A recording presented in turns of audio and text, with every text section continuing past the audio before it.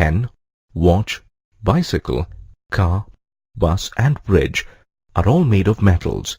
On the other hand, helium, which makes balloons fly, and the carbon that constitutes diamonds are non-metals. What is the basis for distinguishing metals from non-metals? To understand the scientific basis for this classification, you need to examine the physical and chemical properties of metals and non-metals. In this lesson, you will learn about the properties of metals and non-metals. You will also learn how they form compounds and how they can be separated. At the end of this lesson, you will be able to define metals and non-metals, locate the position of metals and non-metals in the periodic table, discuss the physical and chemical properties of metals and non-metals, compare the properties of metals and non-metals.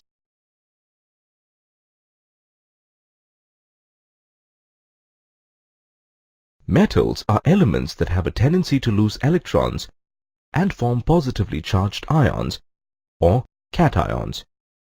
For example, sodium has an electronic configuration of 1s2, 2s2, 2p6, 3s1. During a chemical reaction, sodium can lose an electron to a non-metal like chlorine to form a sodium ion that has an electronic configuration of 1s2, 2s2, 2p6. Conversely, non-metals are elements that have a tendency to accept electrons to form negatively charged ions or anions. For example, chlorine has an electronic configuration of 1s2, 2s2, 2p6, 3s2, 3p5. During a chemical reaction, chlorine can accept an electron from a metal like sodium to form a chloride ion. A chloride ion has an electronic configuration of 1s2, 2s2, 2p6, 3s2, 3p6. To get an idea of the properties of metals and non-metals, let's first locate them in the periodic table. When elements are arranged in the increasing order of their atomic numbers in the periodic table, metals, including alkali and alkaline earth metals, are placed on the extreme left of the periodic table. Non-metals are placed on the extreme right of the periodic table. Based on the positions of metals and non-metals in the periodic table, it is possible to predict their properties. For example, the elements on the extreme left of the periodic table are metals that easily lose electrons and are highly reactive. On the other hand, the elements on the extreme right are non-metals. They readily accept electrons and are also highly reactive. You will now learn about these properties in detail. If you look around, you will find metallic objects around you in various forms. For example, jewelry made of gold and silver, wires made of copper, and curtain rods made of aluminium are all metallic objects. Metals are used to make these objects because of some specific physical properties. Let's take a look at some important physical properties of metals. All metals are solids at room temperature, except mercury, which is a liquid. All metals are lustrous. Metal surfaces shine when they are freshly cut. For example, gold and silver are popularly used for making jewelry because of their luster. Metals have high densities and therefore tend to sink in water.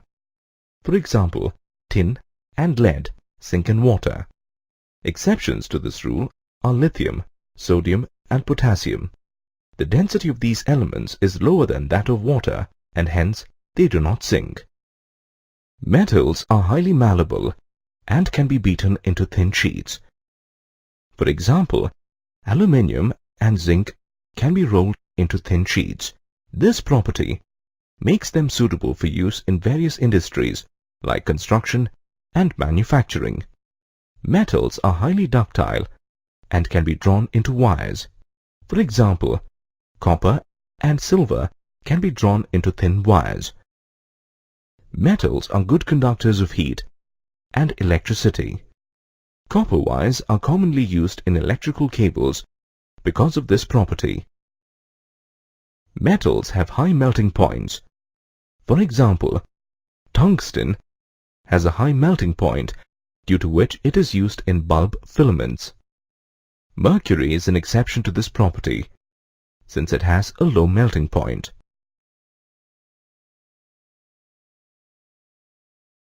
Iron rusts because it reacts with moisture to form iron oxide, which is commonly known as rust. Metals react with other elements in a variety of ways. Let's look at some such reactions. Formation of ionic compounds. Metals lose electrons to non-metals to form strong ionic compounds. For example, sodium loses electrons to chlorine to form sodium chloride, which is an ionic compound. Action of metals with oxygen. Metals burn in the presence of oxygen to form metal oxides, which are basic in nature. For example, a magnesium ribbon burns in oxygen to form magnesium oxide. Action of metal oxides with water. Metal oxides dissolve in water to form basic metal hydroxide solutions. For example, magnesium oxide dissolves in water to form a strong basic solution of magnesium hydroxide. Action as reducing agents. Metals have a tendency to lose electrons. In other words, they are good reducing agents. For example, carbon in the combined form accepts electrons from sodium and gets reduced to carbon in the free state. Thus, sodium acts as a reducing agent. Non-metals show properties that are unlike metals. That is, they don't possess metallic properties. Let's look at the common properties of non-metals. Non-metals exist as solids, liquids, and gases. For example, silicon and carbon are solids. Bromine is a liquid. Chlorine, fluorine, and oxygen are gases. Non-metals are non-lustrous, that is, they have a dull appearance. For example, the surfaces of sulfur and phosphorus do not shine. Most non-metals have a very low density. For example, oxygen and nitrogen are lighter than air. The exception is diamond, a form of carbon. Diamond is one of the strongest known substances. This is because carbon, in this form, has a very high density. Non-metals are non-malleable. For example, sulfur and iodine cannot be hammered into sheets.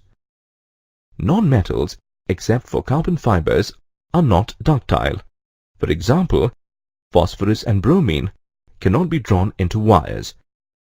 Non-metals are bad conductors of heat and electricity. For example, sulfur and phosphorus cannot conduct electricity. The exception to this property is graphite, which is a good conductor of electricity. Non-metals have low melting and boiling points. For example, sulfur and phosphorus have low melting and boiling points. When you make a bonfire, the wood burns to release smoke. The burning of wood involves a chemical reaction called oxidation. The carbon in the wood reacts with atmospheric oxygen to form carbon dioxide. The carbon dioxide is released in the form of smoke. Let's look at the chemical properties of non-metals in general to understand their behavior with other elements. Formation of covalent compounds. Non-metals form covalent compounds by sharing electrons. For example, in a molecule of hydrogen chloride, hydrogen and chlorine share a pair of electrons. Thus, hydrogen and chlorine are bound together through a covalent bond. Action with oxygen. Non-metals form acidic or neutral oxides. For example, sulfur reacts with oxygen to form sulfur dioxide, which is acidic. Nitrogen combines with oxygen to form nitric oxide. This nitric oxide is neutral in nature. Action of non-metal oxides with water. Acidic oxides dissolve in water to form acidic solutions. For example, sulfur dioxide reacts with water to form sulfurous acid. Action of nonmetals as oxidizing agents. Nonmetals have the tendency to gain electrons. That is, they are good oxidizing agents. For example, chlorine accepts electrons from hydrogen and oxidizes hydrogen sulfide to sulfur. In the process, it liberates hydrogen chloride gas. Thus, chlorine acts as an oxidizing agent. In ionic compounds, the forces of attraction between the ions of metals and nonmetals are very strong. Therefore, it is difficult to separate the elements in such compounds. You can overcome this force of attraction or decompose this compound by passing electricity through it. The process of decomposition of a substance by passing electricity through it is called electrolysis. To understand how metals and nonmetals are separated through electrolysis, let's consider sodium chloride. On passing electricity, sodium chloride splits into sodium and chloride ions. Sodium metal is deposited at the cathode. The nonmetal chlorine gas evolves at the anode. Metals and nonmetals exhibit a number of differences in their properties. Some of these important differences are: metals are generally solids, but nonmetals may exist in solid, liquid, or gaseous states. Metals have very high melting and boiling points, unlike nonmetals. Most metals are malleable, ductile, and lustrous, while nonmetals are not. Metals are electropositive, that is, they tend to lose electrons, while nonmetals are electronegative because of their tendency to accept electrons. Metals are good conductors of heat and electricity, while nonmetals are bad conductors of heat and electricity. Metals form ionic compounds, while nonmetals form covalent compounds. Metals form basic oxides, while nonmetals form acidic or neutral oxides.